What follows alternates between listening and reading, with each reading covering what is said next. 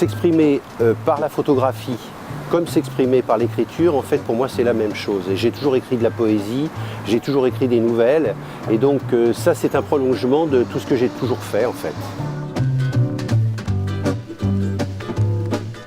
C'est vrai que souvent les premiers romans sont autobiographiques.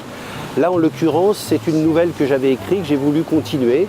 Et en fait j'avais mis les personnages dans une pièce, j'ai ouvert la porte et je les ai suivis. Et c'est merveilleux parce que ces personnages ils finissent par vivre vraiment dans notre tête, constamment 24 heures sur 24.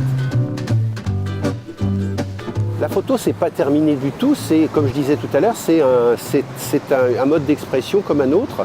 Donc écrire avec la lumière comme écrire avec de l'encre, pour moi c'est vraiment la même chose. C'est vraiment la même chose et je continue, je vais faire une exposition l'année prochaine sur le thème de la place Vendôme. Alors ce roman, c'est une saga familiale qui court sur le XXe siècle, de 1917 au Chemin des Dames à 2009. En fait, c'est le petit-fils d'un homme héroïque qui raconte l'histoire de son grand-père parce qu'il lui en avait fait le serment. Mais en même temps, il lui arrive à lui, dans son époque, c'est-à-dire la nôtre pratiquement, un certain nombre d'événements.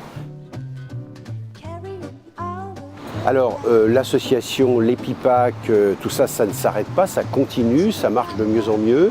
On va faire je ne peux pas tout dire encore, mais on va faire une célébration pour les pipac vers le mois de mars-avril qui sera grandiose, dans un endroit absolument magnifique, vous verrez.